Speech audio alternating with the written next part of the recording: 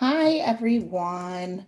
We're just going to check really quick to make sure that the live stream is happening on the website. So, good old technology is hopefully on our side. And then I will be, introducing the exhibits and going from there. So, give me one sec.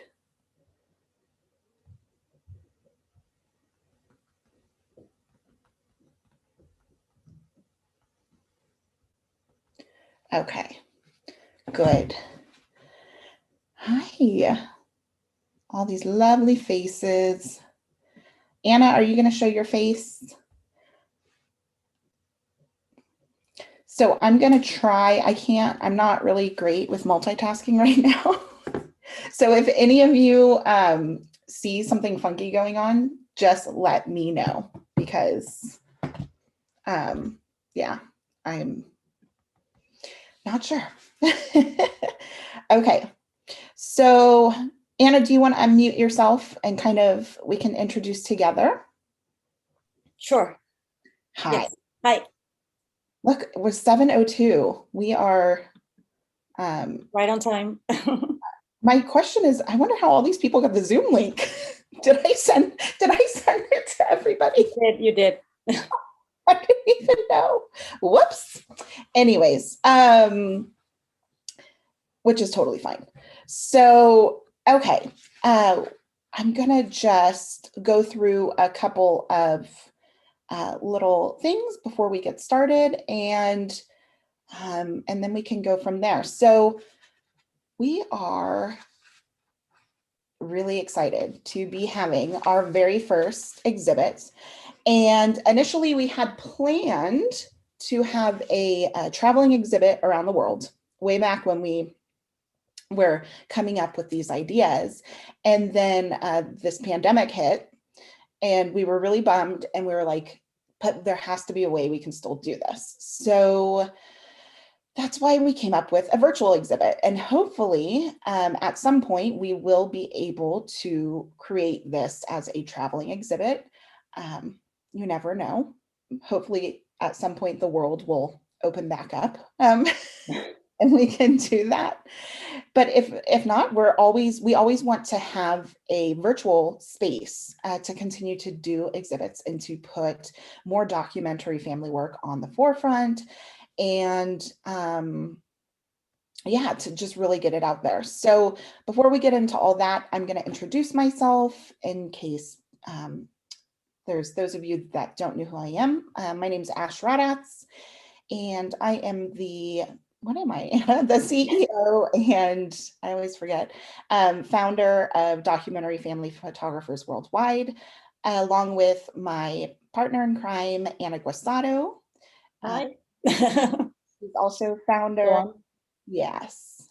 And also on here, we have Janet Boyko and Lavinia Nitu. And they are part of the DFP team. They help us do a lot of different things. When it came to this exhibit, it was an all hands on deck situation because, there was so much to do, and yeah. Right. And we wanted to make sure we could make it as best as we could, being that it is virtual. So I wanted to get in, I have my notes with me because I have a lot of things to go through for the evening, not a lot, but a handful of things. And the first thing I wanted to talk about briefly was the theme of the exhibit, which is transforming perspectives. And with transforming perspectives, the reason we had chosen this as a theme was we thought, first of all, that it is our part of our mission statement, and one of our biggest goals is to be able to transform people's perspectives through this type of photography and as a community. And so, and I'll get into that a little bit more, but we had thought, what better way to do that than to have this as our very first exhibit. So with that said, sorry, I'm letting people in from the waiting room. They're all popping in. I should have made you a co-host, Anna. I don't know how to do that. Oh, I don't know how that works. Yeah, I think you can do it by, yeah. It's okay. Yeah, we'll figure it anyhow, but the other idea behind the transforming perspectives theme was that we thought it would be a great theme for people to kind of interpret that as they saw fit. And it allowed for a lot of diverse work and interpretations of what that theme meant to each photographer who submitted. So basically, the imagery that we had come through is just highlighting what transforming perspectives truly is.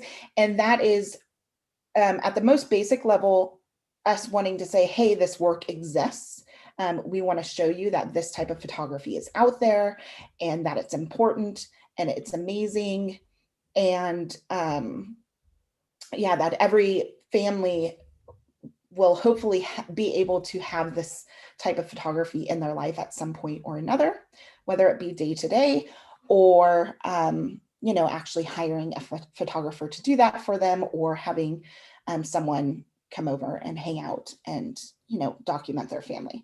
So that's the very basic level of transforming perspectives, but we also go a bit deeper with that. And that is that we are really aiming towards championing, I cannot talk. Championing. How do you say that word?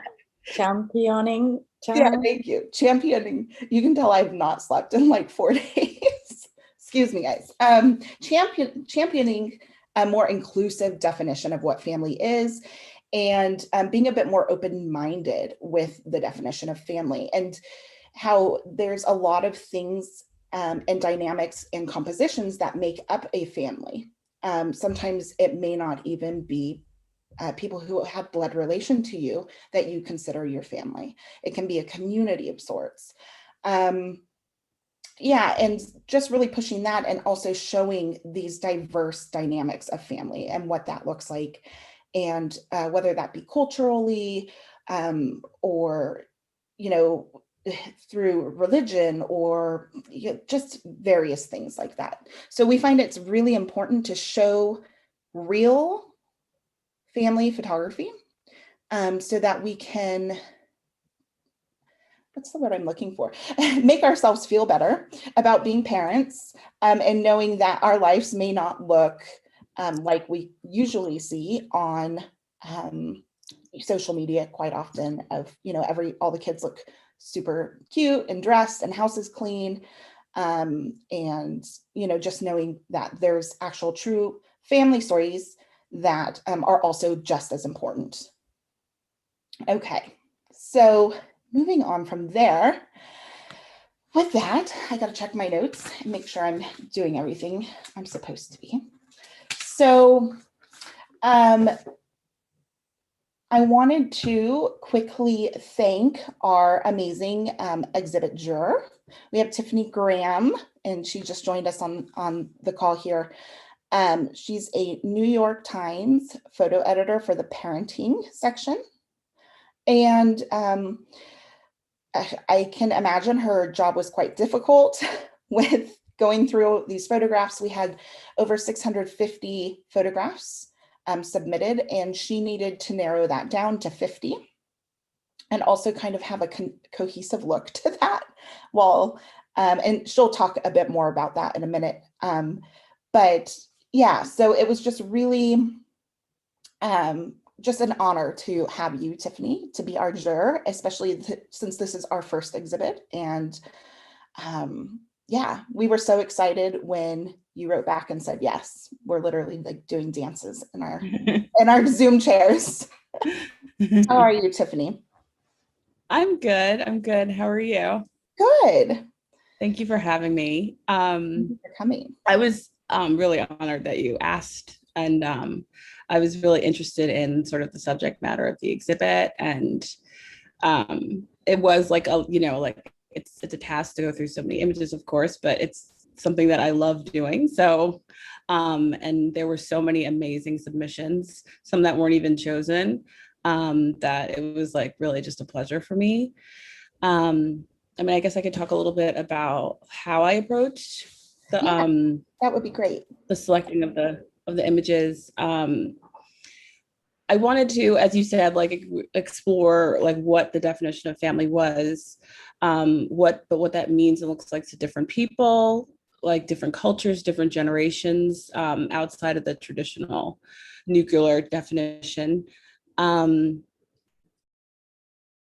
I wanted to focus on people submissions that had unique perspectives that not only reflect diversity of what family is, but also showed reoccurring themes seen in any type of version of that family, like struggles or loves or tension or companionship, all of those things.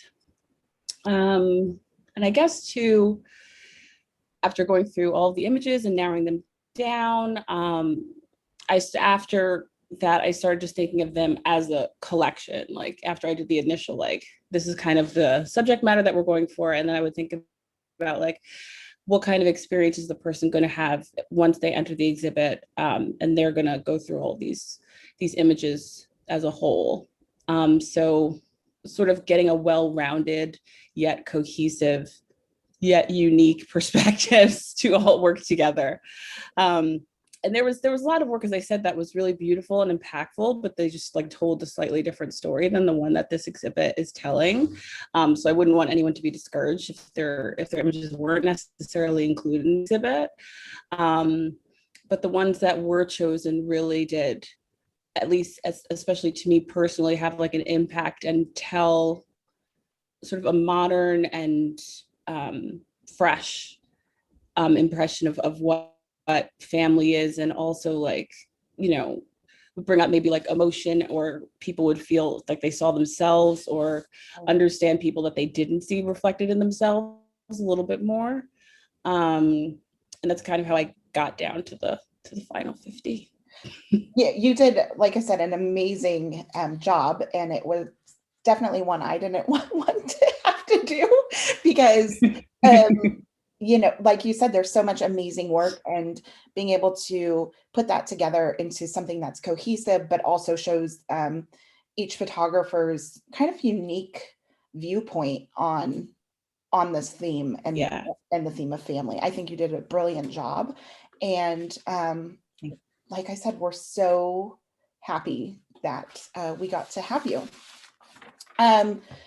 Okay, give me one sec. I was going to ask you, so this is just like, I didn't warn you about this question, but I'm going to ask you anyway. Had you heard of people having documentary family photographers come to photograph their families prior to this exhibit? Or was this something kind of new for you, knowing that we offer this to families, whether that be paid or us doing it as personal projects or whatnot? Yeah, no, I was aware of it beforehand. I was, and I follow on Instagram, and I too, especially because it kind of aligns with a lot of the work that I do, because I am covering parenting and family, and now more like to like wellness and family too.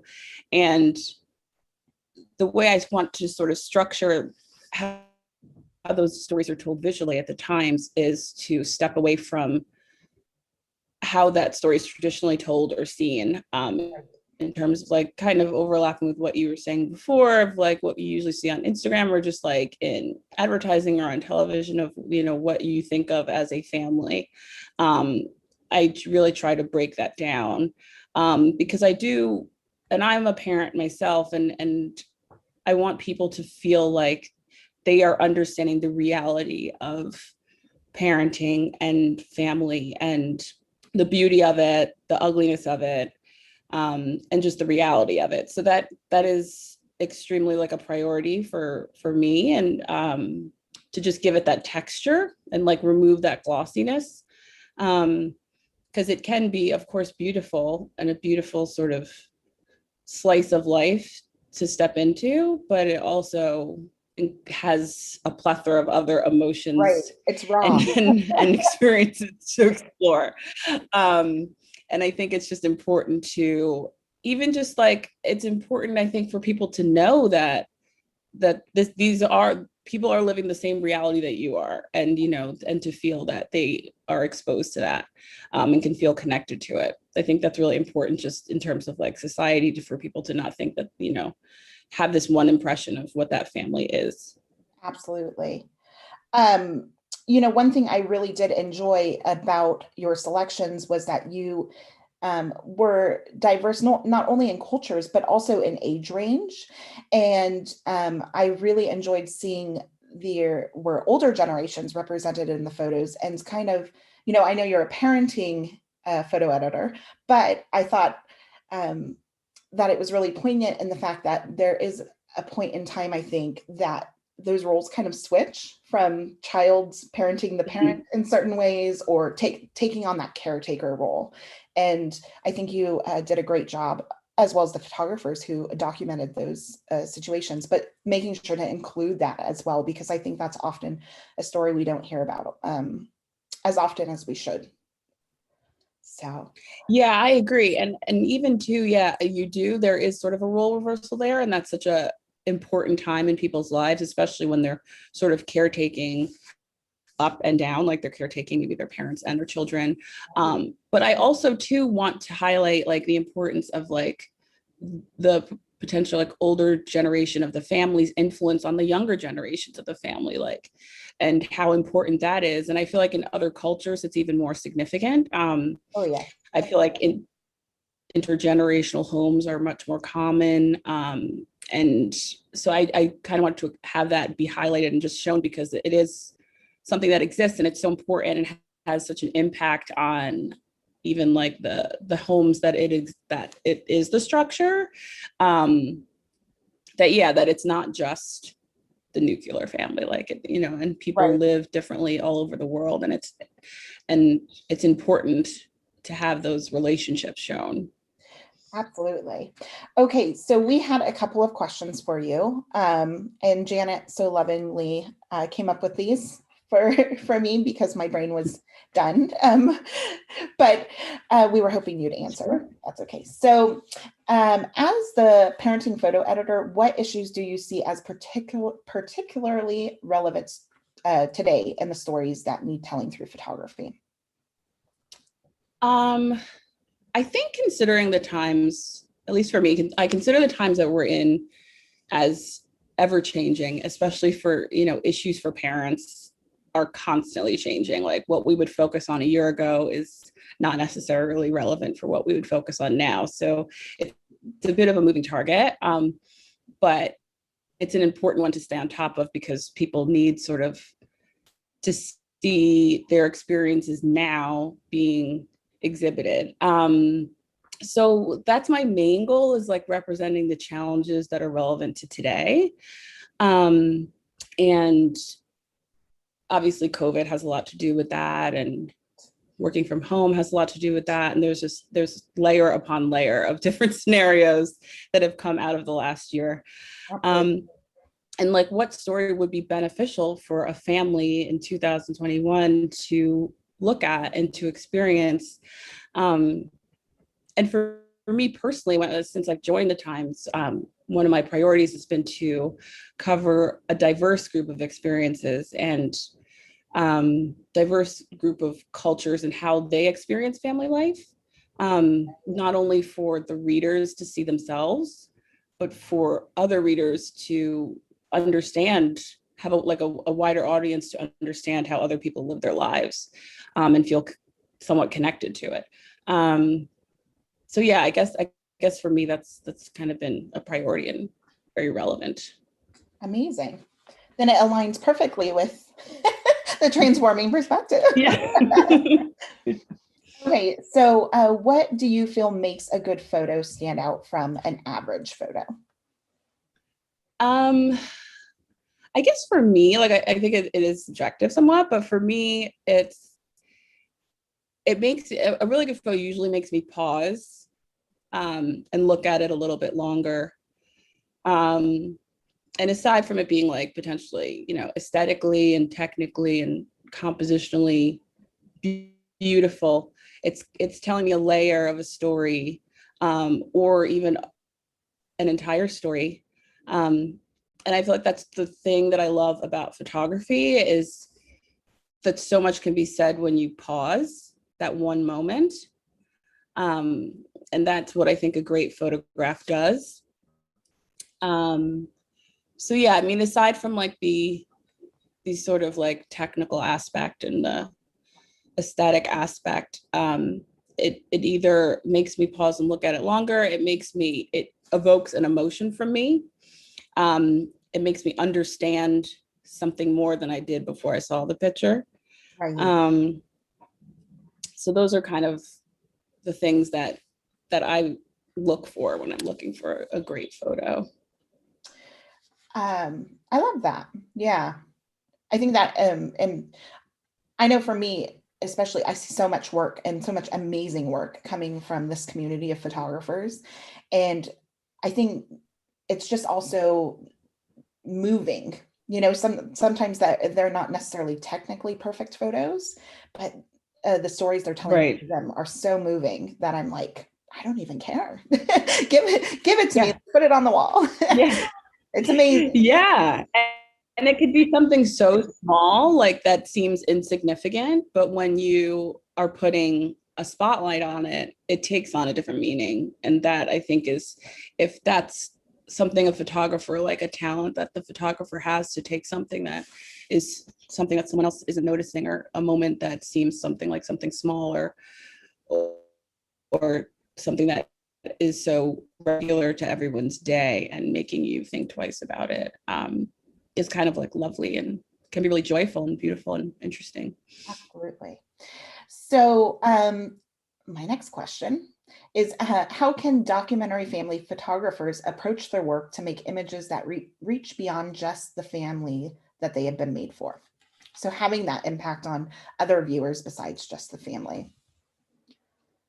I think that aside from like getting yourself out there and, being on Instagram and, getting your work out there, I think just in terms of how you approach your work, I think that approaching it in a way that you're covering themes that you think would apply to more than one family. Like if you're shooting a family, but you're kind of shooting it in a way like where there's moments and themes and struggles and laughter that you think that encompasses experiences that other families are also having, that other people can connect with, then it's not like you're just telling one family story. So I feel like then it gives it sort of a wider audience and a wider group of people that will connect to it than just like, I'm taking pictures for this one family and they're going to enjoy them. Absolutely. And I also feel like if it's something that isn't necessarily something that people will connect with and is really unique, and you feel like it's something that could be focused on because it's a unique story that you think that other people would be interested in because it's not something they have seen before, be it just like if it is a family is untraditional in some way, I think that is a beautiful thing to focus on, and that would be interesting to other people, and maybe spread it further than from that one family. Absolutely. Okay. Do you have any other suggestions for documentary family photographers looking to get their work out there to a larger audience? So you had said use Instagram, which I am personally terrible with, but I mean, I'm like an Instagram junkie, and I have personally found like photographers and pursued them and worked with them through Instagram. So it definitely works. So it's probably one of my like main sources of just not like, I mean, obviously I have a network of photographers I work with, but I'm always looking for new photographers, and I'm looking for people too who have just perspectives, like not necessarily like technically how they work, but like where they may live, like, what if they have different perspective and you or feel unique in that way, or I know a little bit more about their interest, their personal interests, and feel like, that would be relevant for something I'm working on. But so I feel like putting yourself and your personality out there a little bit is also helpful for someone like me to get like an idea of who you are as a person and as a photographer. And I also, I think that pitching and submitting to exhibits like this, and like pitching to places where you feel like it is appropriate for your work to live, and just keep doing it, because that's usually where too, obviously more people will see it, but that's where I might look for like work or photographers that I'm not necessarily like, if I'm looking for new people. So I think that the key to that though is figuring out like what is right for your work, like where it should like make sense. That it would be, I think you'll have more success. But yeah, to just keep at it. Yeah. Keep at it. And Instagram. Oh.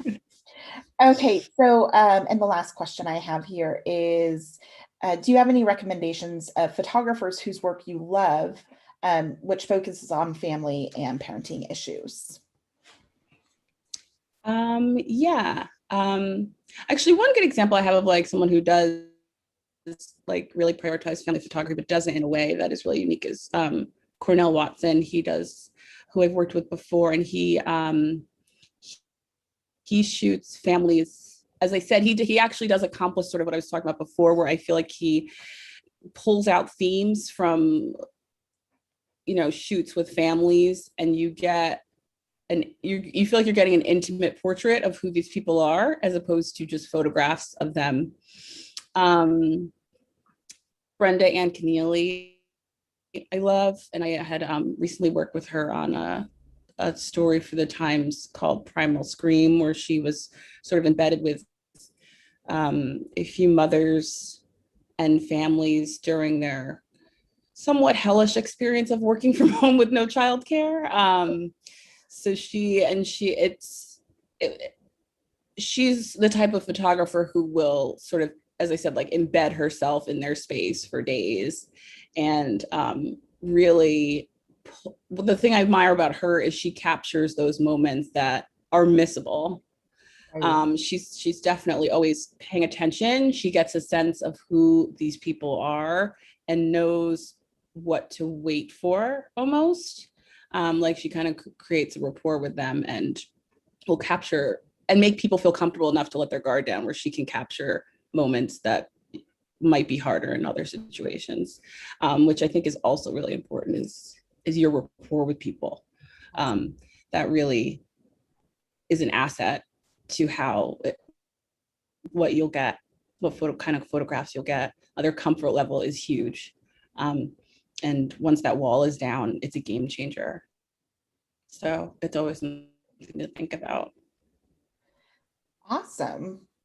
Did anyone else have any questions for Tiffany?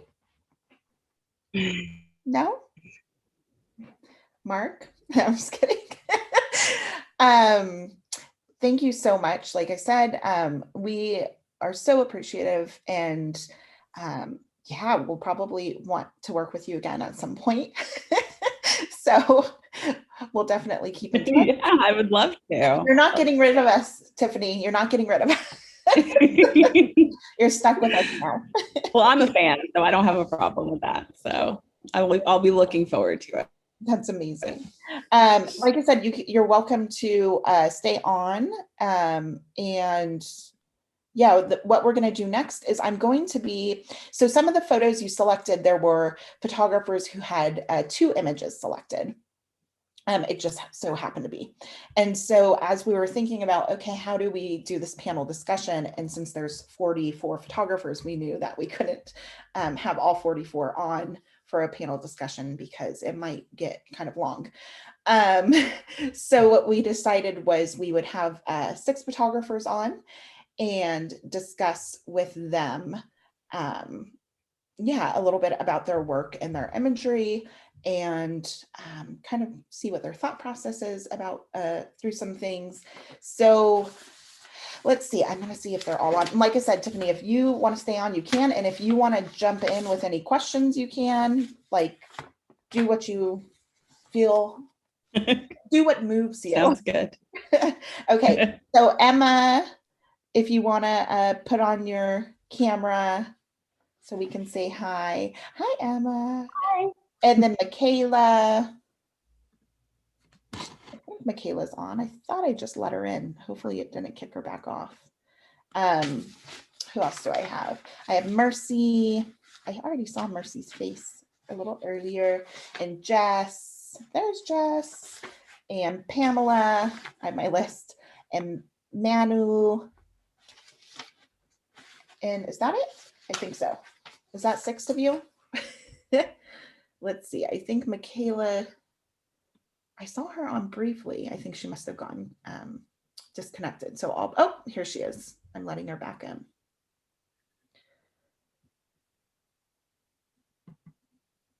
Okay. Hey, Michaela, we were just talking about you. Oh, that's okay. We were just saying hi, and I was letting everyone know who we're going to be interviewing or chatting with. And Hi. Hi. Yeah. So, like I said, what I'm going to do is I'm going to pull up. It's going to be me and Janet and Anna first, kind of chatting through with you all, and then we can open up things a little bit more. But we're going to start things off with Emma, and Janet is going to ask Emma a couple questions. And while she's doing that, I'm going to pull up the 2 photographs that Emma has in the exhibit. So hold on one sec.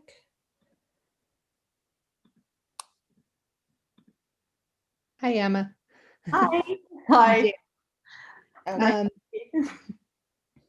So take it away, Janet. In Emma's bio, in your bio, you say that you were inspired and that you are inspired in your photography by the changes you observe in your children. Since you've been a photographer for more than 10 years, we were curious to know if you've been able to notice these kinds of changes in your clients too. Do you seem to see the same patterns repeating in their families as well? So, I mean, yeah. So, I mean, initially, when my kids were younger, I'd be taking lots of portraits and things, and it was more as their relationships developed. I think kids, obviously, they have a relationship straight away, but as they get older, their relationships actually deepen and change and shift, and there's nuances and there's highs and lows, positives, and the way they inhabit their space. And so I kind of got interested in trying to capture a different dimension to the pictures, which is what kind of brought me to documentary family photography. Actually, it was really interesting listening to Tiffany, because what she was saying was like, I was like, my camera was off, but I was like nodding, like yeah. And it's these relationships and the familiarity that they have with each other. Sometimes they can be literally lying on top of each other like puppies, even though they're older now. Just it's different to with anyone else, any friends or family. There's just something slightly different the way they behave with each other, and sometimes it could be anger that they wouldn't show to anyone else. And so these sort of things, I started bringing that through to how I was observing clients. So I don't think it's so much that I necessarily see those shifts and changes with clients, because you're with them for sporadically, like once every so often.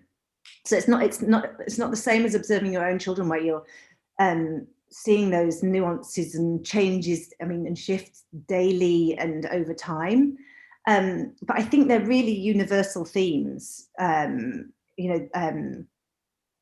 I was saying, how they can be in the same space, the proximity, their differences, how they inhabit a room but can be behaving completely differently, the arguments and all these things. I feel like they're really important things to show them, so that they can see when they're older how they were and how they developed. Like this one here, this is my older daughter, and you can sort of see her growing and changing into an adult, you can see sort of her adult self, whereas her sister in the background is behaving, like a complete buffoon. And that freedom of behavior and unself-consciousness that a young child has, and it's like that sort of diversity and those dichotomies that I find really interesting. So I can translate that, and like, I think through watching my own kids and honing that radar on those things and realizing that I'm interested in that, I can take that to clients and watch their kids and spot these types of scenarios with them. So like, so it's not necessarily that I'm seeing the changes in the same way, but I'm seeing those ideas and concepts when I'm with clients. Gotcha. I think that it's really interesting to think about how the children will view themselves over a period of time and reflect back on their growth and changes, and then they'll also be able to reflect on their relationships.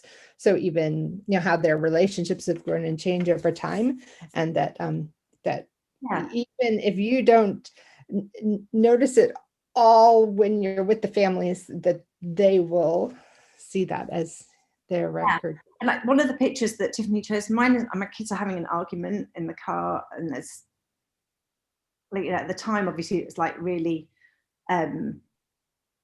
not the nicest moment, but it's really good for them to see that, and they laugh about things like this and realize that it was petty or funny, and they kind of learn from looking at these experiences, because they're flash pan moments that just disappear, but actually having recorded and looking back at them, it's really meaningful to them. And every relationship has highs and lows, and it's important to be able to show that and not hide away from that. That's wonderful. It really shows in your work that you have here. So Thank you. Thank you. Thank you very much. Thank you, Emma. Okay, so next I'm going to talk to Miss Michaela. Hold on, I'm going to pull up your two images. Oh, I guess it would be cool if I shared my screen. So I'm not the only one getting this loveliness. Okay, so you had mentioned in your bio that you've been an actor and a filmmaker. Mm-hmm. How have these careers influenced your career as a photographer? I mean, there's actually a lot of answers to that question, a lot of reasons that I see it come up in my work. In a basic way, I guess aesthetically it comes up a lot, because I'll kind of see the world as a stage somehow, or I'll see that, I see the set in a way, and I can't help but see that just because it's programmed almost. Right. And then on another level, it's really about connecting with someone's humanity, and that, I mean, when you're acting, it's an imaginative playground that you're in, but you are still trying to connect to the truth or what's alive and real from moment to moment. That's like the most important thing, and that's still what I'm trying to find, even though it's, in this very real environment. I'm still trying to find the truth. Right. And I think in an even bigger way, I think what really great theatre and film does, what great art does, is that it asks, there's big questions about what it is to be alive. And I think that somehow, even in little simple moments, I think that's what I'm still trying to ask. I'm still trying to figure that out. So whatever it is that's hard to name or articulate what you're reaching for in the work, it's asking those big questions. And I'm really interested in the mystery of that, and not having to answer them, but reach for it, whatever it is. Right. I love if that makes sense. It makes sense to me. And if you figure out the answers, yeah, I'll let you know. let us on the phone with you. Yeah, I really enjoy, I mean, I don't think I've ever come across a photograph of yours that I didn't enjoy. Your work is Oh, thank you. brilliant. And you have a what's interesting is I had not realized that you had this background as an actor and a filmmaker. And I had always thought, oh, there's something so cinematic about your work. It feels very cinematic to me. And there's also just a timelessness to it that, yeah, I just adore it. And Oh, thank you. I've watched a lot of cinema. I watch a lot of movies. Maybe that's right. that's part of it. Right. But it's just incredible. Wow, thank you. Okay. So moving on, Anna, you're going to talk to Mercy. Hi, Mercy. Hold on one sec. Let me pull up Mercy's photos. Hello. Okay.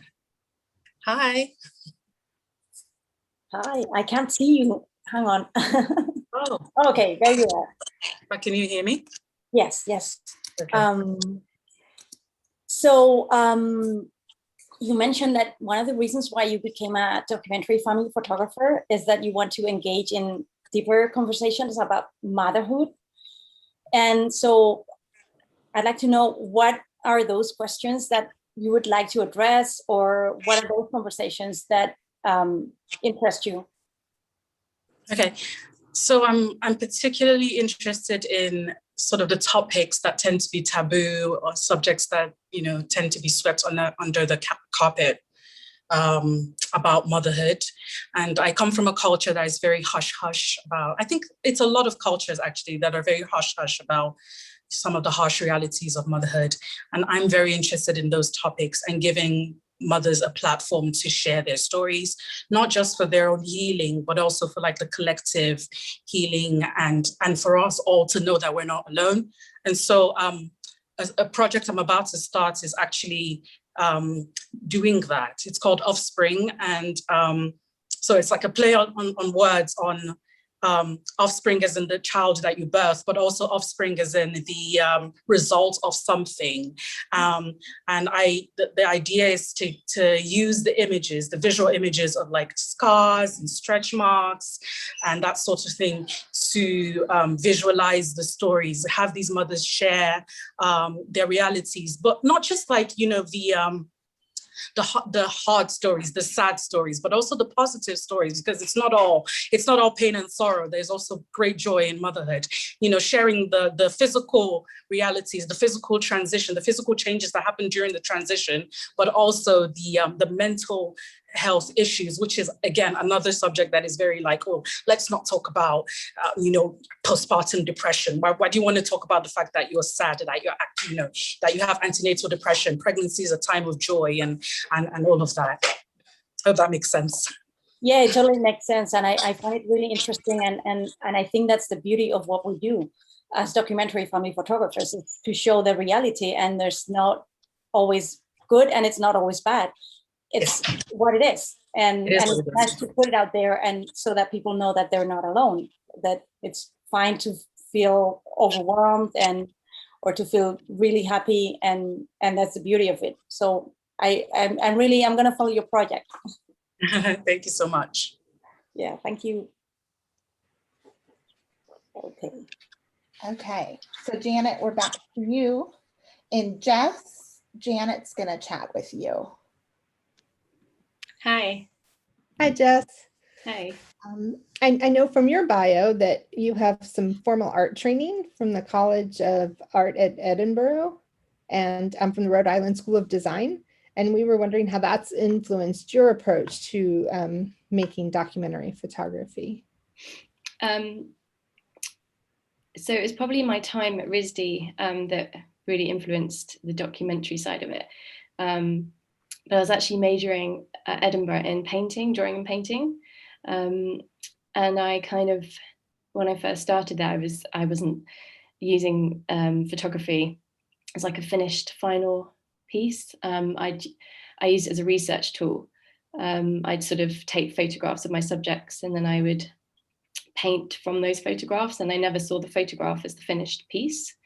And it wasn't until I was offered an exchange place at RISD. I took a documentary photography class, and I decided to document women working in strip clubs in Providence.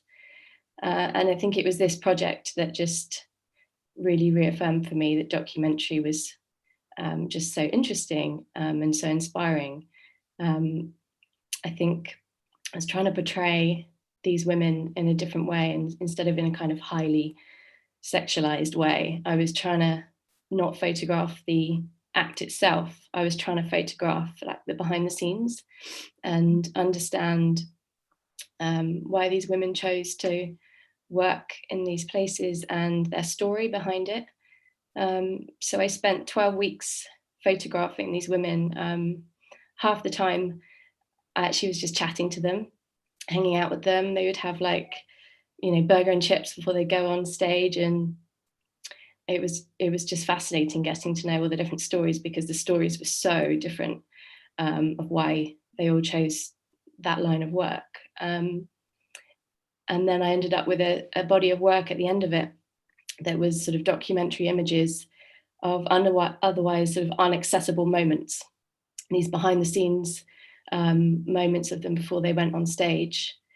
And it made me realize it's not just about the final image with documentary. The story has to go alongside it. It's this dual relationship. The image sort of almost can't stand on its own. It has to have the story behind it too. And that's something I then carried forward with me. And I hope that that's how I approach my work now. But yeah, I think it was that project I did at RISD that just really got me into documentary, really. That's really interesting. I also noticed from your images here that the color palettes are just beautiful, and in both of these ones that we can see right here. I imagine that that's also a reflection of your art and painting and understanding of color and design and composition. Maybe I'd have to admit it's probably subconscious, but I'm sure, and I hope it probably has some kind of impact. I have to admit, when I got back from RISD, I didn't pick up a paintbrush again. It was all about the camera. But yeah, thank you. Thank you.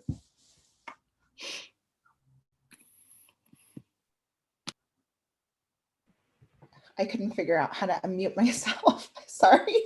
Took me a minute there. So I'm going to be chatting with Pamela.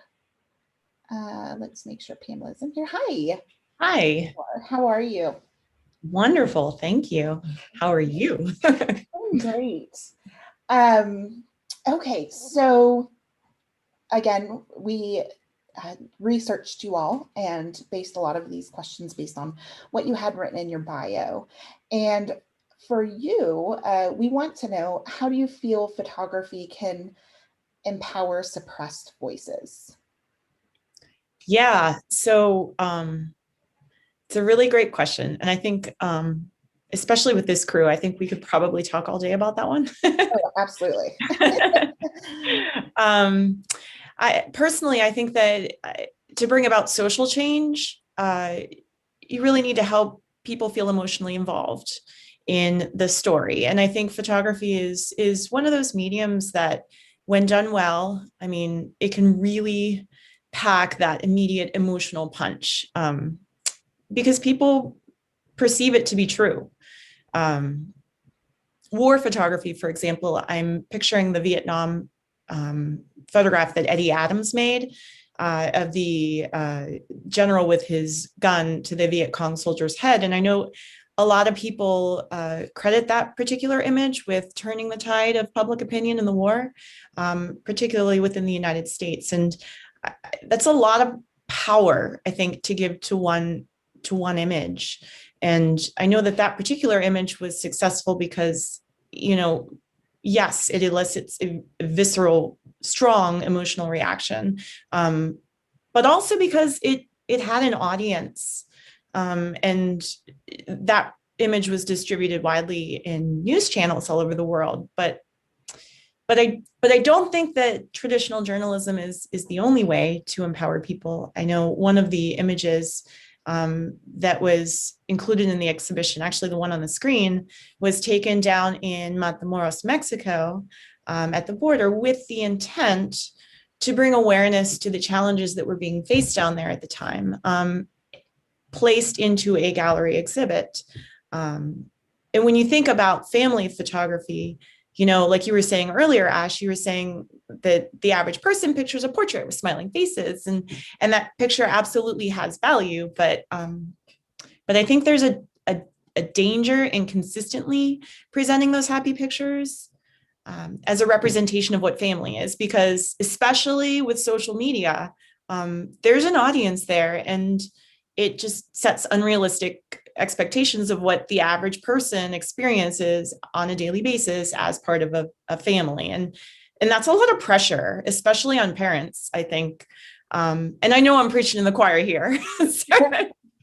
But I do want to say that, I really appreciate what you are doing here with this exhibition, because it celebrates the other parts of family life, the messy and the weird, and it gives those pictures an audience. And I think ideally that'll help shift the average person's perspective of not just what family looks like, but I think also what we should value about it.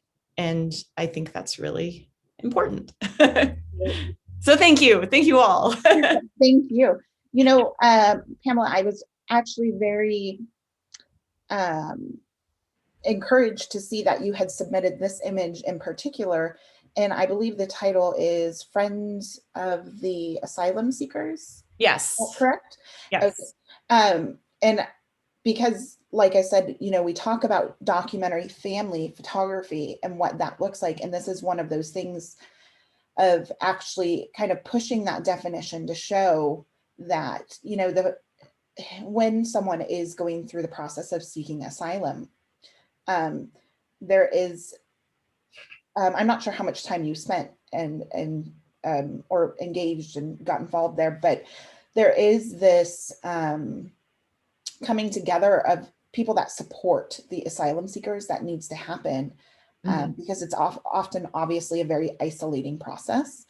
And it does become this community that feels like a family of different support seekers, or people giving support as well as people seeking asylum, and that dynamic. So I was very pleased to see that you had submitted this photo in particular, like I said, to kind of push that definition and to think outside of the box. Yeah, thank you. No, when we were down there, I felt there was definitely a strong feeling of coming together of people from not just the asylum seekers themselves banding together, but also, volunteers and people who were local who were supporting them. And when you had released the exhibition's title, The Transforming Perspectives, I immediately thought of that group, because I thought that it felt very much like a family there, like, a very extended family. There were thousands of people there, but I definitely felt like people came together in a way that family can be defined outside of blood relatives, for sure. That's beautiful. Thank you so much for answering our questions. Great job. Okay, and last we have Manu. Let me make sure she's on here, because I think for a second she got kicked off. Oh, there you are. Hi. Anna's going to be talking to you. Okay. Hi, Manu. In case Hola, Ana. Hola. Bien, bien, ¿y tú? Muy bien, gracias. Voy a hablar despacio, Ana, porque estoy muy nerviosa. Oh, no pasa nada. So Manu is from Brazil. Yes. And I'm going to be translating, because she speaks very good Spanish and I'm Spanish, in case she can't, there's something that she can't express properly. So my question is, you mentioned that you discovered the power of storytelling within documentary photography when you're diving underwater, and that I find that fascinating. So can you tell us a little bit more about that And also your images both show water. So I guess that's very important for you. Sí, primero yo gostaria de agradecer la invitación. Estoy muy feliz y nerviosa de estar aquí con mujeres tan talentosas, principalmente representando a mi país, Brasil, y brasileñas con hermosos trabajos de fotografía documental. Un gran beso para mis amigas fotógrafas del Brasil y que también están en la exposición. Y muchas gracias, Ana, por la traducción. Perdón por cualquier palabra incorrecta. Hace mucho que no hablo español. No pasa nada. Manu is thanking us for being here and showing her work, and other Brazilian colleagues that have been selected too. So she's a bit nervous.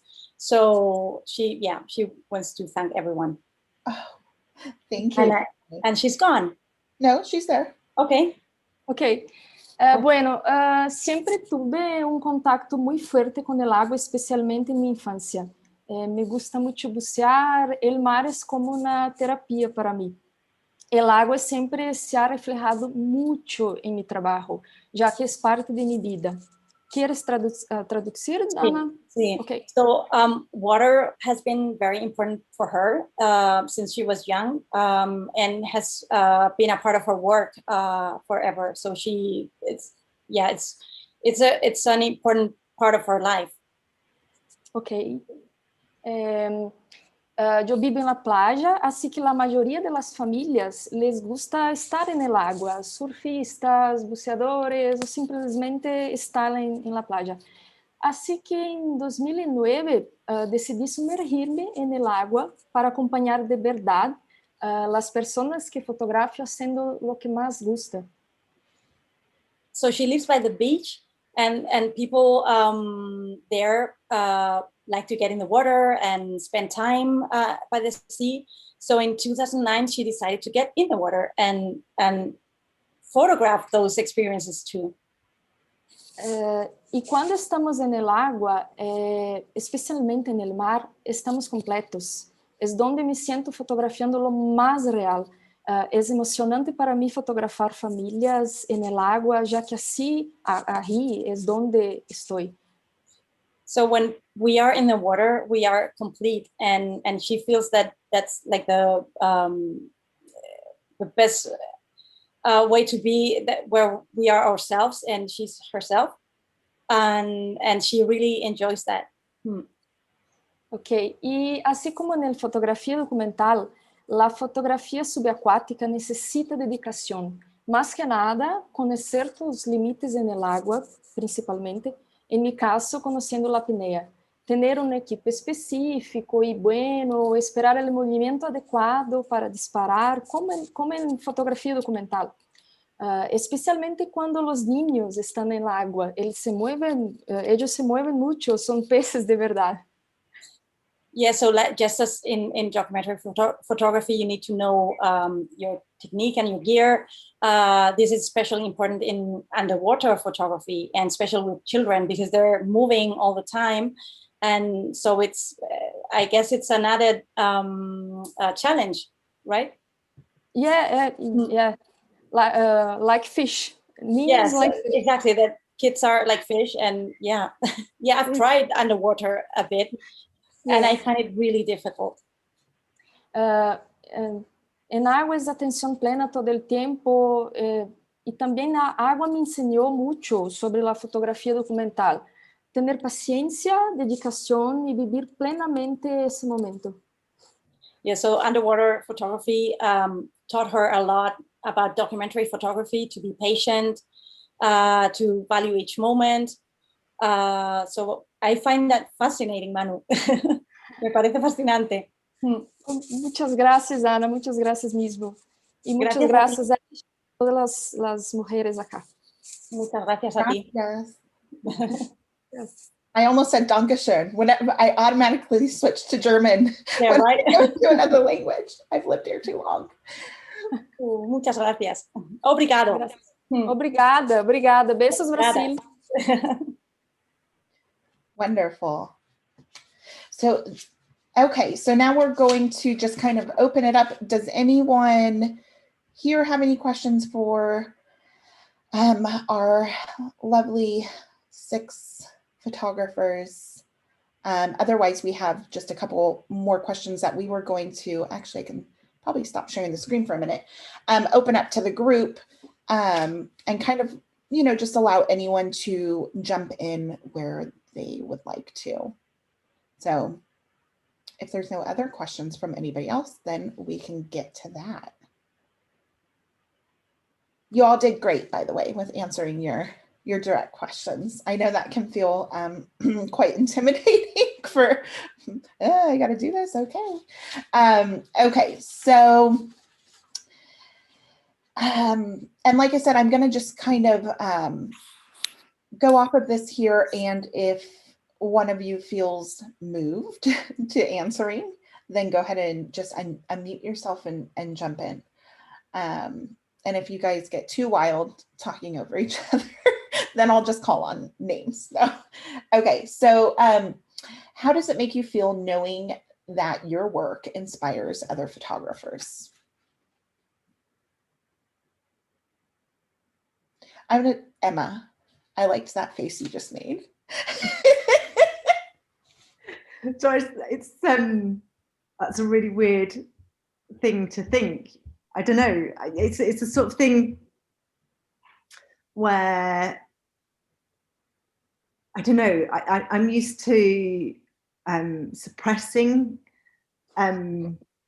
achievements and things. I find it really embarrassing. So the thought that other people would be inspired, it's massively flattering, but at the same time, I kind of shy away from it. Does that make sense?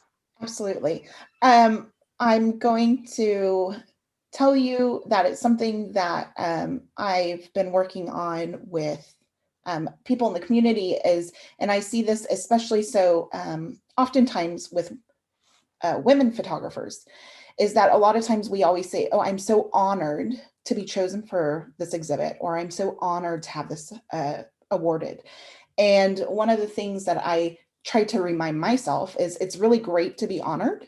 And you can say, oh, I am honored, I'm humbled, and all of those things, but also be freaking proud because you work really hard, you make amazing work, and it's okay to say, I'm honored, but I'm proud because look at this, I made an amazing photograph and it's being shown in an exhibit or it's been awarded for how brilliant it is. So I think we should get a little more cheeky with stuff like that. Get used to saying, I'm proud of myself. Because it is hard, I mean, as photographers to realize those accomplishments and yeah, just say, wow, that's pretty cool. Mm. I feel good for about 4 seconds and then other stuff kicks in. Right. So it's strange, isn't it? Like somehow then there's all this anxiety about, or all this judgment that, oh no, it's not that good, or oh no, you don't really deserve it, or it's crazy to me how really fleeting that feeling of pride and achievement can last before there's all this other stuff. Yeah, there are noises that kind of block that out or stamp out that feeling. I think it also takes like a level of confidence just to put yourself out there and put yourself forward for things. So like having these awards and this exhibition things available in this community is kind of pushing people to do that. So it's a really good thing because it makes you, even if it's hard to accept the praise, right, making you put your work out there, which is a step towards it.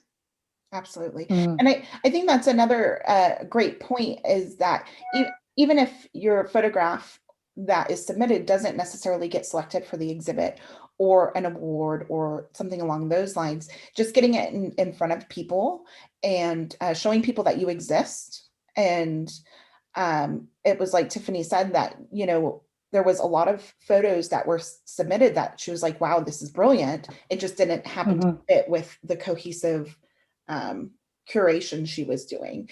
And that didn't mean it was any less worthy than other photos in there.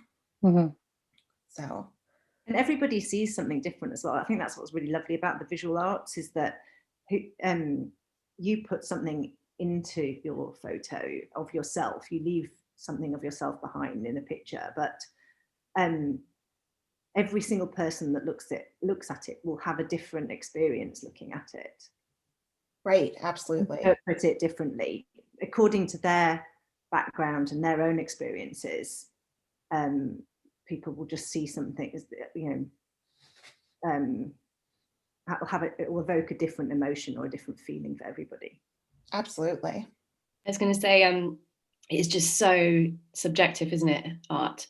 And that's what's so frustrating about it in some ways. But you have such a personal relationship with your own art, with your own work. You've poured probably years worth of your craft into these images you're making now. So it's hard to not take things personally. It's hard to see it objectively, because it's part of you, isn't it? Your art is part of you. Mhm. So yeah, it's hard to have a thick skin with it sometimes. Mhm. Can I piggyback on that? Yes. Wanted to ask you something. Is there something that you always ask yourself or you think before you press the shutter? Is that to me? To all of you. So, I'd like to say yes. Every time, every shot is really well thought out. Probably 50-50. Sometimes it's I'm not the first person to say this. Sometimes it's a feeling. Sometimes it's just you're drawn to something. It might be a color or the light, and other times it is a moment, isn't it? It's a moment between people. It's an expression, and then you do your best then to try and quickly frame it and compose it in the right way. And but I'd say 50-50. It can be kind of potluck. I think one of the things that comes with experience as well, the more you do things, the more instinctive it can become, just like in terms of the technical use of your camera, but not just that, the way you see things, and you can compose instinctively. It's like, you know, like Jess just said, like seeing color. It's like your brain can often do it for you without you actually realizing you're doing it. And it's sometimes after the fact, when you're looking at things, where you see what your brain, what you instinctively saw in the moment. You can see why it works when you're looking and analyzing things afterwards. Mhm. And I think it's different too. Sorry, I was just going to say, especially when it's fast paced, like you know, if you're doing documentary family work, it can be really fast. So sometimes you don't have, you know, acres of time, depending on the moment. You don't have loads and loads of time to think. Sometimes you do, sometimes you don't. So that instinct does take over. Yeah, I was going to say that I think for me, it's different when I'm photographing clients as opposed to photographing for myself too. I know that when I'm photographing clients, you know, the composition, moment, lighting, all of that comes naturally.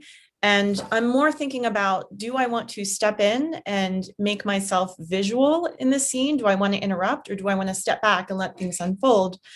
So that's really the thought process that goes through my head when I take pictures in front of clients. But when I photograph for myself, it's more of a personal diary. It's more of a process of mindfulness. It's almost meditative, where I know that for me, I started out in film. So even though I'm photographing in digital now, I always think back, if this were film, would I take this picture, and why? So I'm thinking more along the lines of, why am I taking this picture? What does it mean to me? What do I want to say? And less about, you know, is this going to be a good picture? Does that make sense? Yes. Can I just add to that? So I'm very much inspired by the sort of images that I would have liked to see of my own childhood. So I shared recently that we didn't have personal cameras. And so the only times we had pictures was at weddings or birthdays, or if we went to the photo studio. So I think of the images that I would have liked to see of my childhood, you know, like one of them, which was like the mom brushing her daughter's hair. Those are the sort of images that I'm drawn to. You know, a quiet moment, a mom taking a quiet moment while her kids are playing in the corner, that sort of thing is what comes to my head. And just like, sorry, I don't know who spoke before me. I'm so sorry. Yeah. Oh, hi. Yeah, so I just love like this photo, by the way. Oh, thank you so much. So just like you, I have a background in film and I try not to overshoot. There's a tendency to want to do that with digital. So I try to think, is this image, what is the story? Is it absolutely important that I take this image? And it does direct whether or not I will take it. Mhm. I think For me, Manu sometimes, oh, sorry. sorry, no, because Manu was writing to me that she wanted to respond, but I can't answer. So go ahead.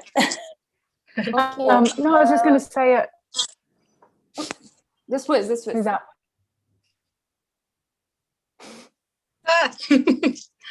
Ah. All right, I'm just going to start talking. It just reminded me of something a colleague of ours, Margaret Alberg, said last year. We were trying to describe that place when you're, whatever it is that you're trying to follow from that gut place. And she said, oh, I think I start hearing the music. Even for a moment, it's like you hear the music and then you know that, it's that thing that can't always be named. But I just loved the way she described that, is hearing the music. Lovely. Ana, la pregunta es, ¿en qué pienso antes de disparar? Sí. Ah, ok. Bueno, siempre quiero dárselo a quien esté fotografiando un poco do que lo siento. Cada foto debe ser un poco mía. No es una pregunta, sino un cargo de ser siempre honesta con lo que siento, con lo que creo. So for Manu, it's every photo has to have something from herself. So every picture she takes has a bit of what she's feeling at that moment. That moment. Gracias, Ana. No. Tiffany, did you have any questions you wanted to ask them? I noticed your face pop back up.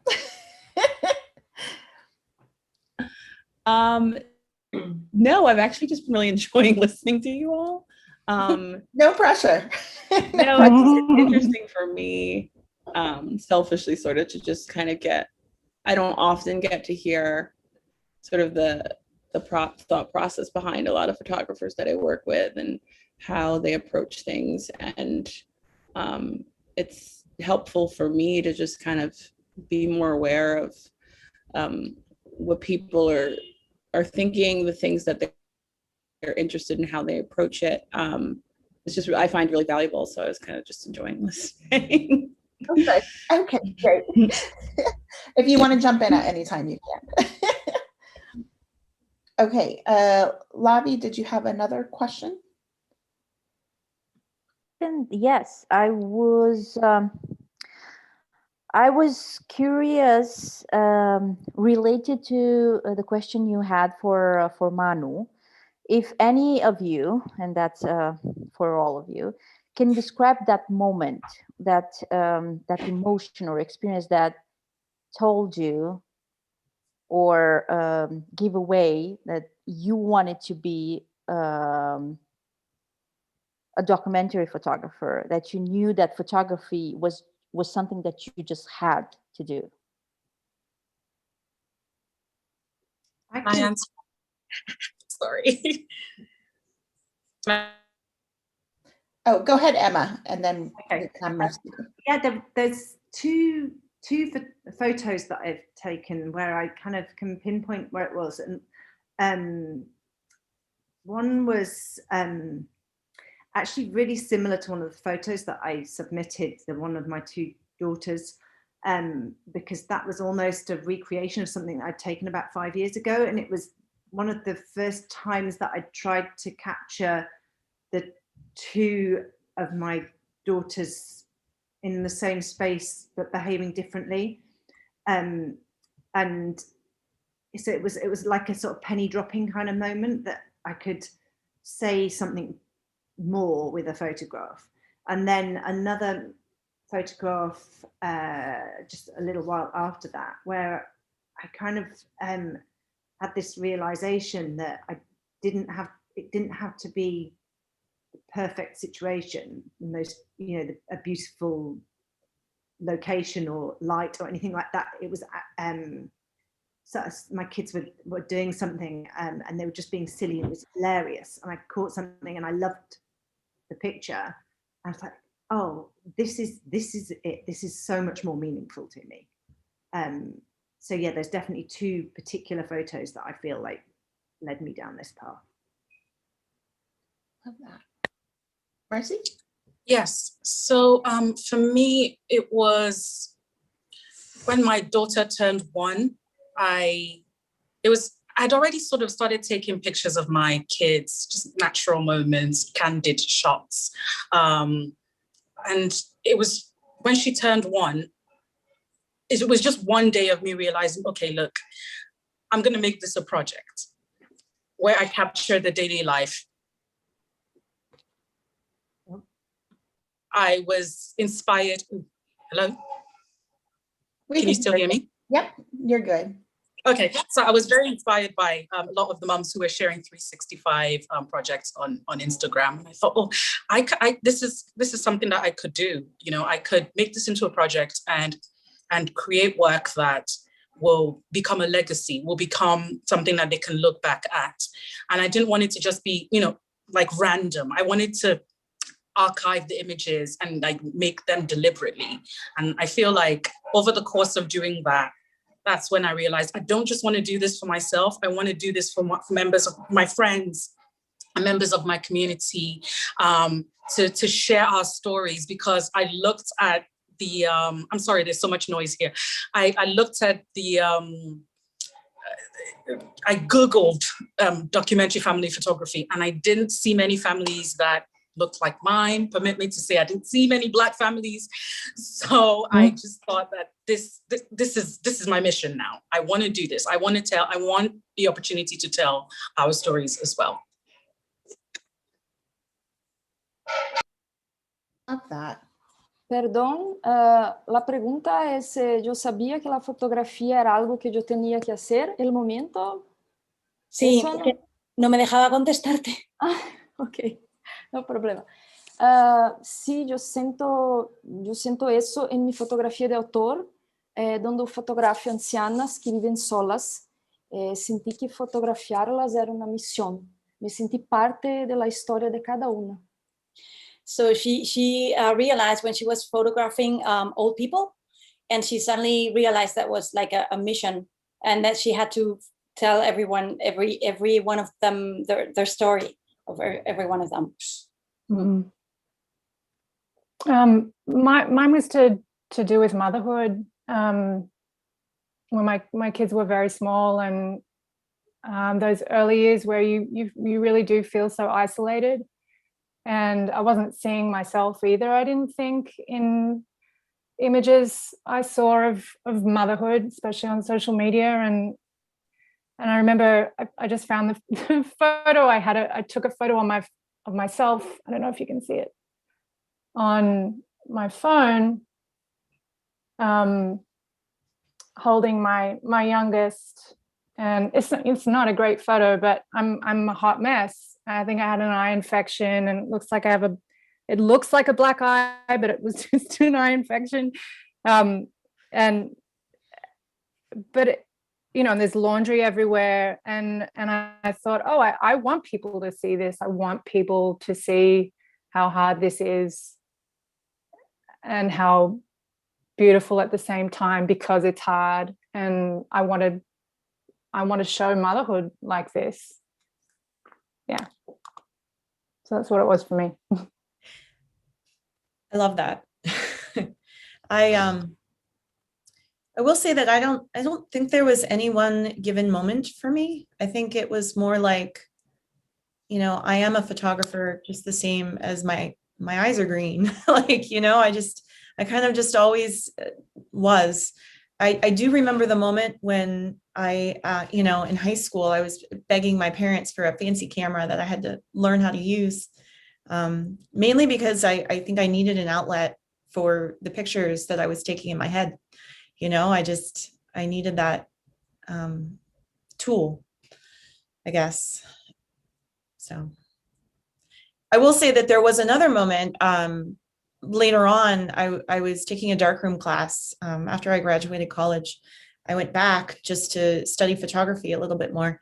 And I never really expected that photography was a career. It was just part of me, you know? So I was working a 9-to-5 job at the time and taking the class on the side. And one of our assignments was to shoot 3 rolls of film and put together a photo essay. And I lived in Los Angeles at the time. And so I walked around Hollywood Boulevard taking all these pictures. And it was film still. I don't think digital was really a thing at that point. So it was still kind of fresh. You could do street photography without people being like, get out of my face, you know, it's kind of nice. But the moment it hit me was not when the teacher gave me my grade. You know, she gave me an A, it was great. But it was the way that she talked to me afterwards. It was the way that she addressed me. I felt like there was a different level of respect, which I acknowledged. It was super subconscious, but I definitely took that in, and I felt like she had placed me a little bit more on her level, which it made me feel empowered, you know, and I think I started from that point thinking of photography as a potential career path, I guess. That was probably the most influential turning point for me, was that class. And she didn't especially take me under my wing. It's just the way she talked to me, if that makes sense. Absolutely. Yeah. I love that was like the aha moment. Yeah. That's great. I think we still have time for one question. Am I Okay. right? Yeah, you have time for one more. So we are trying to change perspective and transform perspective with this exhibition, or at least, you know, begin to. I would like to know if you could take your art in any direction without fear of failure, of rejection, where would it lead? What new thing would you try? What your new perspective would be on this? I've always had, it's not completely original, but I've had a real draw just to document war zones and things like that. So like kind of real gritty photojournalism. I really have a tug to that. I don't know if it will happen in the future. It's not really appropriate to do at the moment with a young family. But that is something I would love to maybe look into in the future. Something I'm really keen to do is not so much from the actual taking photographs, but I really hope that through this genre growing, that more people accept or see the beauty in what they have. I think this is something that I felt for a long time. This is another thing that led me to this place where I am now, documenting realities, because I never felt like my life was good enough.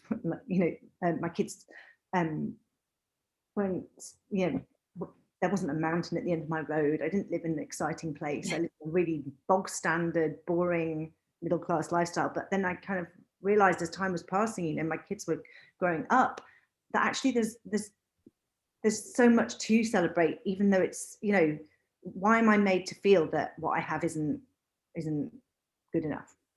Because actually I'm really lucky, and there's so much good, and I should enjoy that. And I feel like people are always trying to be better or achieve more or get further or change where they live, or whatever it is, aspiring to something else. And actually, I think that for everybody's own sanity, we should take a step back and actually enjoy what we do have and appreciate what we do have. So I feel really strongly that I want to vocalize that to people outside the community, and just Mhm. public, which things like this exhibition is fantastic, because I think that hopefully more people will come across it. I don't want to talk about what I want then, because Emma's saying not to. My thoughts exactly. No, I do want all that too, but I'm accepting what I do have. We were talking. Stay where you are. Hair, I haven't got the best hair, but now I'm accepting the fact that I haven't got the best hair. Yeah, I think I get what you're saying, Emma. It's okay to, want to work and want for more things, but also just to enjoy what you have in that process, right? And not miss out on being so focused on the one thing you're working towards or wanting to do or wishing you could do, that you forget about, the greatness that is happening in the present, right? Yeah. Which is what all of us are trying to do with this work too, right? Is really live in the here and now, and the strangeness and ugliness of all the things, and share that, and rather than the more of us that are doing it in a great way and showing that these ordinary or weird, strange moments can be beautiful as well, the more other people will see it, and I think that's really important. Not just beautiful, but worth capturing. I remember getting into a sort of, argument with someone who said, "Oh, why do you want to take a picture of someone, of a child crying?" And I thought, why not? It's just, it has value. It is what it is. Yeah. You might not value it now, but I don't know, years later, when you're trying to remember a specific memory, I love how images are triggers for memory, or they even sort of replace memories, because there's so much I wish I could see of my childhood. And this is why I do what I do. I think this is probably why a lot of us do what we do as well. Yeah, you really think you'll remember everything, but memories do fade over time, and you just don't have that clarity of exactly, what things look like, how they were, how you felt. You think you will, but it just, time passes and you forget. Absolutely. Anybody else want to chime in? Yeah, can I just add to the question about if I could do anything without fear and all of that? Yeah, I think I would return to Nigeria, where I am right now, and capture family life here. We have so many interesting stories that need to be told. Again, there's still this focus on the pretty studio image.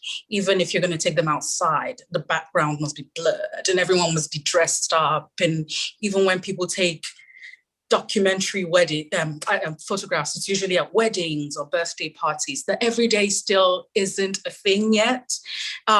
So I would love to come back and start with my own family, because I have a massive family. It's massive. It's crazy. I would love to do I would be the archivist of my family, or the documentarian of my family, and just go back and make books and books, just so that this history isn't lost. I'm so scared of like all of this disappearing and, having, no reference whatsoever. And I have this foresight, and so I want to be able to use it. Yeah, that's what I would do. Mercy, you're in Nigeria right now, as we speak? Yes, I'm in Abuja, the capital of Nigeria. And how long are you going to be there? Until the 14th. Yeah, I'm leaving on the 14th. Okay, well, you better get to work. Yeah, it's hard.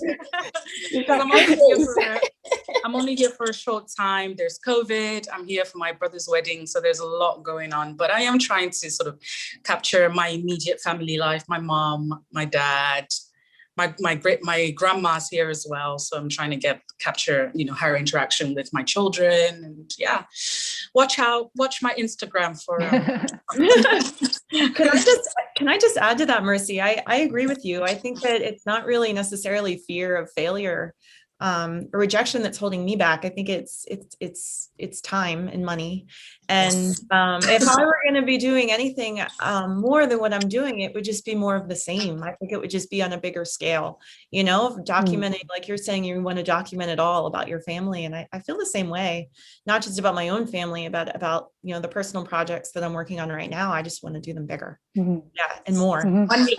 We need money. It's like it's like Jess was saying, it's sometimes like you have all this burning desire to do things, but you're not always in the right place in your life to do it. You know, yeah, there are limits. Yeah. ¿Puedo, Ana? Where is Anna? Oh, there she is. Yeah, sí. Sin duda, me gustaría de ir hasta el fondo del mar, donde están mis miedos e mis desafios. Também levar a cabo meu projeto com ancianas. Tenho um projeto em Brasil chamado Vesper, solo com ancianas que vivem solas. Sinto que as pessoas em Brasil mais viejas estão menos fotografiadas e quem sabe algo com o mar e com as ancianas. Qué bonito. So she would like to dive deep in the sea where all her fears are, and also continue with her old women's project, because she feels that there's a lot of people in Brazil that are alone and they deserve to be photographed more. And I think that's beautiful. I love that. Yeah. Gracias, Ana. A ti. Anybody else? No. Well, you all are amazing. Thank you for sharing all of your insights with us. And I mean, look, you even got Tiffany's attention. She said, I'm just enjoying this. I think, yeah, all of you are so amazing. And yeah, like I said, the work that this community puts out is it's having an impact, and it does empower people when they see it, or if they're not relating to it directly, they're having an empathetic feeling, or can, God, why can't I think in English? Vorstellen, Anna. No, Mark's on here. He can translate they can imagine and put themselves in those into those photographs. And I think that's just a really beautiful thing. And we're grateful for each and every one of you for being a part of the exhibition and putting your work out there. And, you know, we know it's not always easy to put yourself out there, but it's worth it. When you do, it can be a really good thing. So did anyone have anything else they wanted to add in here? If not, then I'm gonna start kind of wrapping up. I can tell you what we have left on the schedule. It's really exciting. So we are going to, actually, Tiffany, since you're here, do you want to say who you, which image you chose for the Juror's Choice Award? Or do you remember?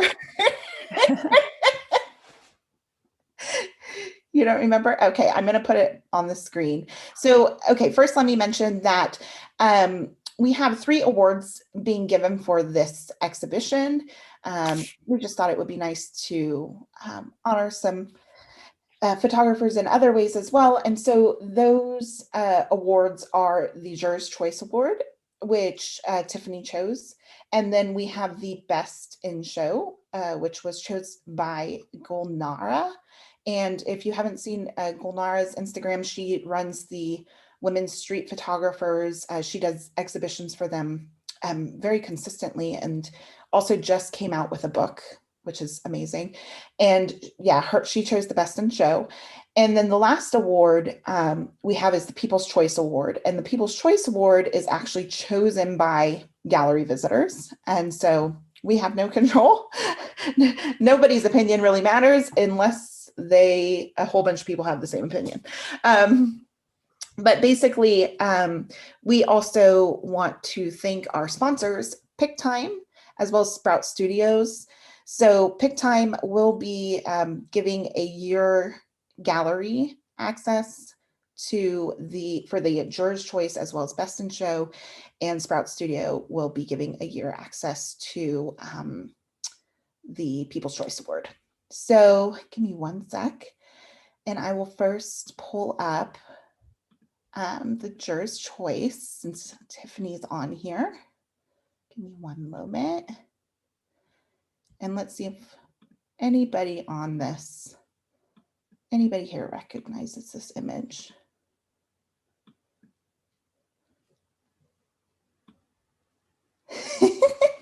I see Michaela perking up. So this is Michaela Martin's image. You can unmute yourself if you want to say something. Wow. I don't know. I was just trying to. I've got 4 seconds to feel good about it. That's right. Take them all in, all 4 seconds. Oh, no, thanks so much. Thank you. Yes. So Tiffany, I've got nothing else to say. That's like amazing. Tiffany, Thank you. Did you want to chime in on what your thought process? Yeah, I mean, before knowing anything about this photo, I really loved it. I feel like it did, as you were saying before, have somewhat like of a cinematic quality to it. It felt like not only like a moment in time, but it felt like it was encapsulating like these children's lives, be it if there are a family or if they are not a family. I feel like they felt connected in some way. I felt like a closeness between all of them, and it made sense to me in terms of what this exhibit is about, like what family is, what that connection is, and what is sort of a universal theme that you can feel with family, be it like with a traditional type of family, be it with a group of friends, a community type of family, and all just kind of connecting in that moment. And besides that, obviously, it's just a beautiful photograph. And I think it really represents the exhibit really beautifully. And I just loved it. Thank you. So congratulations. Congratulations. Thank you, Michaela. And the title of this image is Piñata. So now we know what they're doing, why they have plastic bags on their heads. They're waiting for the candy to drop to rip those off. But yes, it's a beautiful image, and congratulations. And I will be getting information to you about your Pick Time stuff. So, okay. And the other image, which was the Best in Show. Let me see if I I had to move my Zoom for a minute. Is here. So this is Minna's. And again, this was selected by Gulnara, and the title of this image is Nosebleed Girl, which I love, very to the point and true. But yes, such a poignant image, and congratulations, Minna, on this award for Best in Show. And you will also be getting a year to the Pick Time galleries. So, okay. I just want to say too, because I chose this one for the exhibit only because too I really loved this image, and not only like sort of the expression in the child's eyes, but also what I was talking about in these moments that exist that are often not documented, that are so universal. And so there was so much emotion behind it, but also so many people have seen sort of this scenario. And I just felt like it was an image that you could really connect with, and it's beautiful and sad and emotional, and it just captures a moment really well. Absolutely. Thank you, Tiffany, for expanding on your thought process for selecting it for the gallery as a whole. Okay, so with that, I was going to, actually, let me look at my little notes. Like I said, the other award we will be giving out is the People's Choice Award, and that will be done via voting.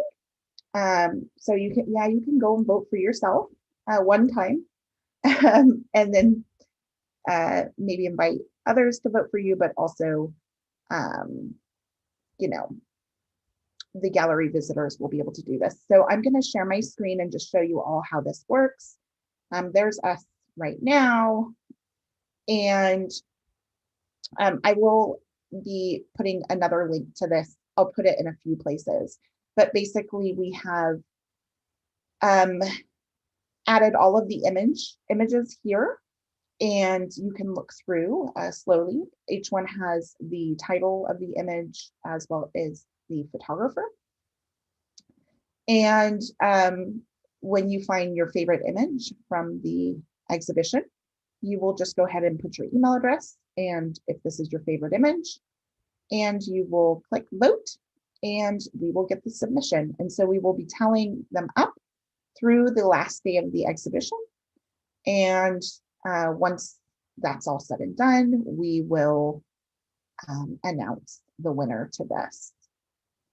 So some of them I need to, actually, I will do that right now. I noticed this one, this is a horizontal, I'm sorry, a vertical. And so I need to make it bigger, but I will fix that very shortly once we are done here. So yes, that's how that looks. The other thing to know is that the virtual exhibit is up and running. You can find that here by visit the gallery or by clicking exhibit, and it will bring you there. For the best experience when viewing the virtual exhibit, please make sure you're using Chrome or Firefox. Even if you're on your phone, phone is hit and miss with this because the software is pretty, yeah, I think, you know, there's a lot of information going on in here, but you can choose to go through this. You can have a guided tour if you would like, or look through yourself. A guided tour will bring you to each artwork. If you want to get closer to a piece of work, you can click on it and it'll bring you right in front of you. And then you can click this I for information on the image, which will tell you the caption of the image as well as further into the title and the photographer. And go back. Whoops, that's not what I wanted to do. Technology is my friend. So I just wanted to give some quick tips with this. You can do the guided tour. That might be the best way to go through it. You'll use these buttons here to kind of spin around through the exhibit, but you can also use on your keyboard in order to move back and forth. But if you want to be moving kind of like in a circle, you'll want to use your mouse and press on these arrows here. So you'll be able to walk through the, quote unquote, walk through the exhibition this way and be able to look at all the images. Make sure to have a look from every angle because we have work throughout. Yeah, and there are 3 rooms here. So it's spread out over 3 rooms and yeah, enjoy that. The other thing is if there is a problem with the exhibit, you can go ahead and send us an email and we can try and take care of it in terms of, you know, like technology if it's not working. And we will contact the software, the people who make this possible. And the other thing I am going to do is I will be adding just a gallery of images where you can look at them and be able to click and make an image bigger, where it's not a 3D exhibit, just a web page to be able to see the image with the caption and title if you don't want to walk through this. The other option is you can see a list of the works here and find the work you want to see. And let's say I want to check out, I'm trying to see I know one is in another room. Let's do this one. And it'll bring me all the way to that piece of work. Yeah. In terms of purchasing work, if anyone wants to purchase photographs, you can contact us and we will put you in touch with the photographer, and you can then decide together what that will look like, and the photographers can make suggestions for the size and also their price for purchasing the work. Let's see, what else was I going to mention? Oh, the last thing to mention on here is we do have an exhibit catalog we're doing pre-orders for. The catalog, it is similar to a photography book. You can find it here to pre-order, and it will have every piece of work that is in the exhibition here in the catalog. It will be 52 pages and 8.5 inches by 8.5 inches, as well as each piece of work will have the title and the photographer's name.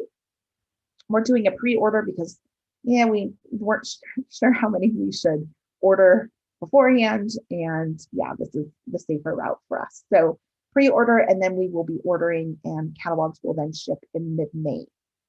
So go ahead and take advantage of that if you would like to. And oh, I need to fix that photo. Fun. Let's see, Anna, Janet, Lavi, am I forgetting anything? Are they getting a catalog? Oh yes, so all of the photographers in the exhibition do not order a catalog because you will be getting a catalog from us. I am talking to, I don't know, maybe we have like 3 people watching. Your friends.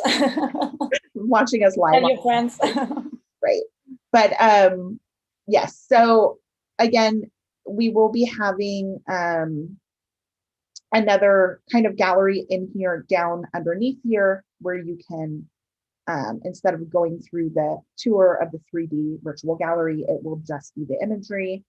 We also have on here the juror statement from Tiffany, as well as the list of photographers who were included in the exhibit. And don't forget to vote on your People's Choice Award so that we can put that out there as well. Yeah, I think that's it. Or Anna? Yeah, I think so. Okay, I'm gonna stop sharing my screen. Yeah, wait, let me look really quick. I want to see, I had a, oh, this is what I was going to show for the exhibit catalog. I can show the picture here really quick. So the exhibit catalog, like I said, will be shipping then in mid-May. And it should be lovely, really, really great quality. We found an amazing company to do the printing for us.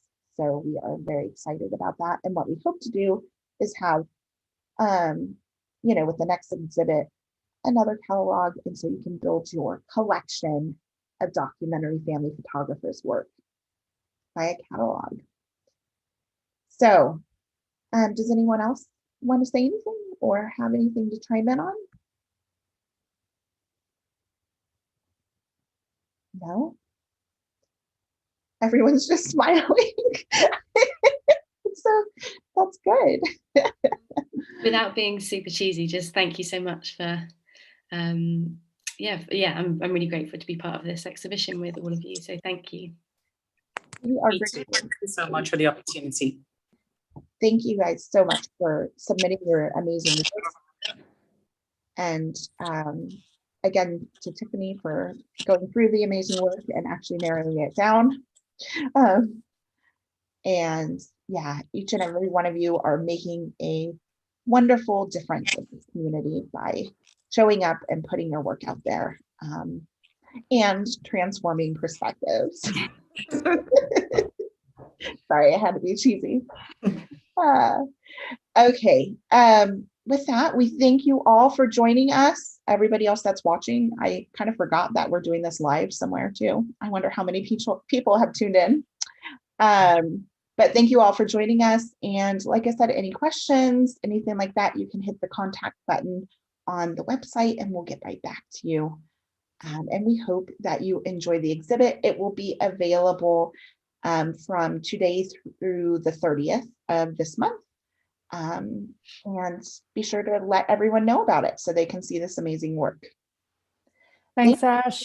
Thank you, everyone. Thanks for having us. Thanks, Bye. everyone. Bye. Bye. Bye. Bye. Thank you all. Bye.